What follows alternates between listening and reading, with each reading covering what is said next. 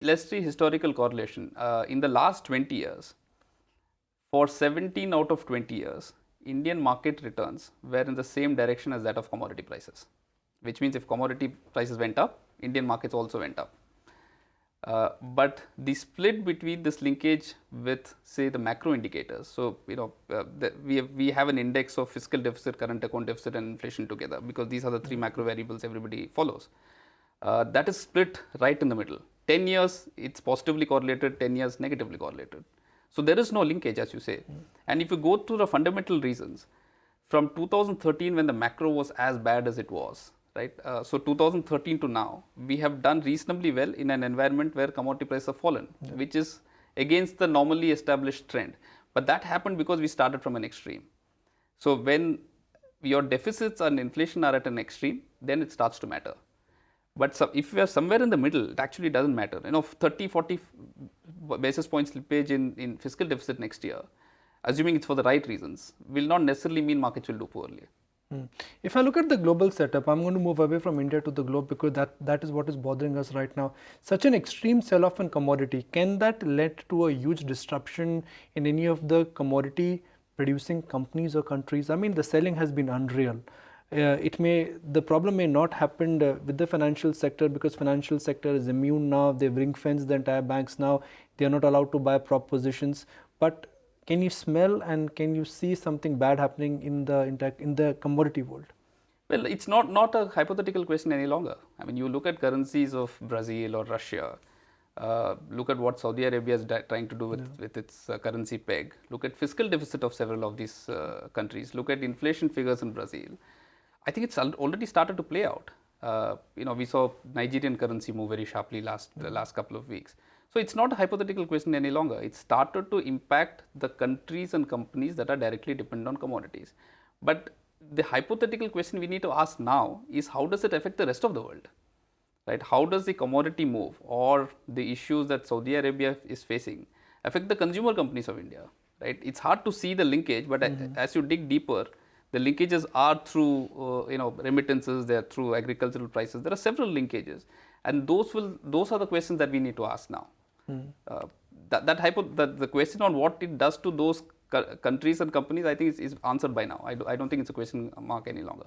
Are we in an environment where liquidity is only going to get tighter and tighter? And I'm now not referring to US Fed. Frankly, 25-50 doesn't matter in the overall scheme of things. But sovereign flows will dry up. Wealth destruction has led to chaos, and no fresh wealth will get generated. So could we be staring at massive outflows? The relative, the question on relative flows is easier to answer.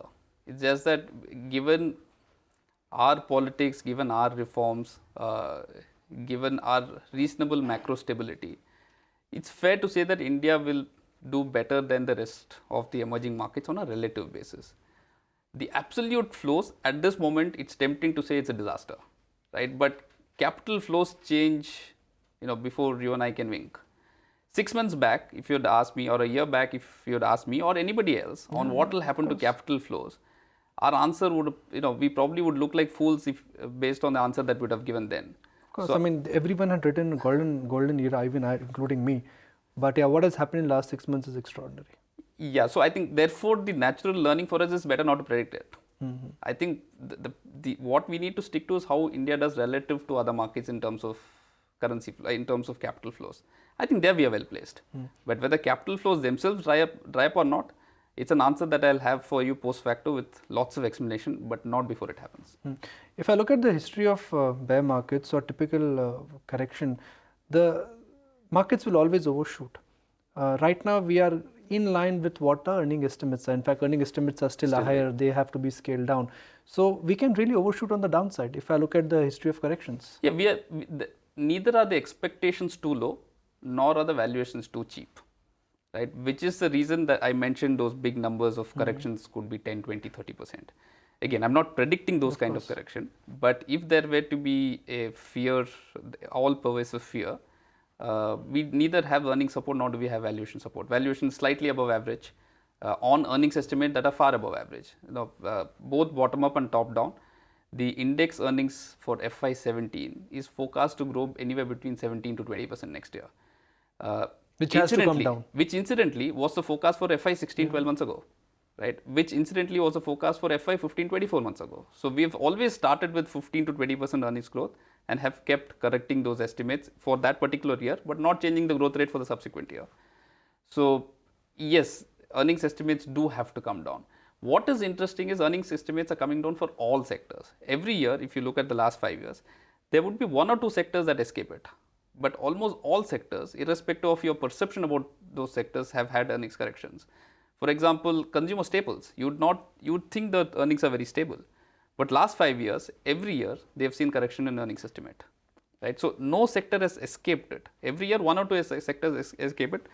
Probably IT will be the one that is okay in terms of earnings estimate at this point in time. IT and pharma maybe. Why pharma? That's where the problem is. I'm not referring to the regulatory problems. I mean, that could be company specific issue. But in general, generic prices are declining, and they've declined quite a bit. Sure. We have to look at what is not already known to people. What are the incremental risks that are coming because of the way the world is changing? Several of these issues, be it on generic drug prices or be it on FDA issues, are already well known, right, and already well factored into the prices. Where there is a reluctance to accept that there are problems is in sectors where traditionally you haven't seen the linkage, which is why I keep mentioning consumer staples again and again. You don't see the linkage between soaps sales in India and global commodity prices, other than the fact that margins will go up. Of course. But there are issues on demand itself. Now, China and crash in commodity, that's known to the world. So my question is that the fears are known to the world, yet the market reaction has been very volatile this year. So the fears that commodity prices have fallen and has an impact on our steel companies was well known, and those stocks corrected immediately. The next step was the linkage to that in banking sector as they started talking about their NPLs, right? So sector after sector, you start seeing the linkage, but there are still several linkages that aren't seen. Yeah. That is the point I'm trying to make, right? Motorcycle exports to Africa. Something we discovered recently with Bajaj Auto. Yeah, are 2 countries that benefit have historically had their budgets balanced by the oil production, and now with correct contraction in oil production, there might be strong long-term underlying demand of penetration because of penetration, right?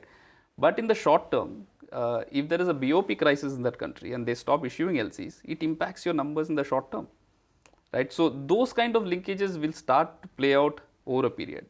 So what I'm trying to say is that the direct linkage of what has happened is well appreciated. The indirect linkages are underappreciated. The second derivative, the third derivative. Yeah. So hypothetically, a year from now, when we could be interacting on the same forum, which would be January 2017, what kind of market do you think we could be staring at? I don't think it makes sense at all to talk about whether the markets will be up or down. Okay. Forget index numbers. If someone could tell me what would happen to commodity prices over the next 1 year, I'd probably have an answer, right? But even that is challenged. 2 years ago, if somebody had said the crude will be at $30, and if someone had asked me what would happen to Indian markets, I think the answer would have been very different from what has actually happened. But sitting here right now, right here, I'd say that Indian markets will do well if commodity prices bounce from here. And if commodity prices stay stable at the current levels or fall further, I think we have a lot of trouble. Even if they don't go down? Yeah, I think if they just stay here, all commodity prices just stay here, I think we'll have some trouble that will show up in some market. Either it will show up in currencies, or it will show up in bank NPLs, or it will show up in the fiscal. It will show up somewhere. But if commodity prices stay here, I think we are in for trouble times. So you have a bearish view on rupee? Well, I think rupee will depreciate against the USD. Okay. And there is still a lot of catch-up that needs to happen with the other emerging market currencies. So far, it hasn't been that bad because we've had fairly strong relative capital flows, but it's starting to hurt our trade. So what is the out of jail card? Sorry. What is our out of jail card? What will get us out from this mess? Because we are in a mess. I never invited it, but we are in. Yes, I don't think there is much that the regulator or the government can do to get us out of the mess. This is a mess created by the way the global environment is, and only a change in the global environment can help us out of this mess in the short term. Everything that the government is doing in terms of administrative reforms helps us in the long term. It makes India a better place to manufacture in over the next 10 years. Okay. Right? Skill India makes India a better place to set up factories factories in over the next 10 years. But it doesn't change anything for the short term.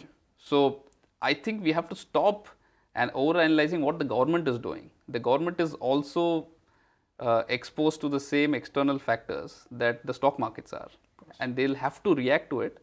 But I don't think they can control the factors too much. So, final question, it's like saying that I've pressed a reset button on my laptop. When the reboot You haven't pressed, somebody else has pressed it for you. Pressed it, but it's like somebody has pressed a reset button. So when the aftermath will get diluted, when the world will get normalized, this year we've reported abnormal markets, abnormal volatility. What will stabilize the first? Well, as of now, what is driving all the markets is a strong correlation between all commodities, between commodities and emerging markets, and amongst emerging markets and currencies of all emerging markets. Okay. Everything is extremely well correlated. So basically the view seems to be just sell everything, sell every risk asset and get out. Yeah. The differentiation will start at some point in time. It's not going to start in a hurry. People will sell first what they can sell rather than what they should be selling, right? But that will change over a period. That isn't going to happen in the short term. Find us on Facebook at facebook.com/etnow and don't forget to click the like button. You can also follow us on Twitter at etnowlive. To stay updated with all our programming, hit the subscribe button on our YouTube channel by logging on to youtube.com/user/etnow.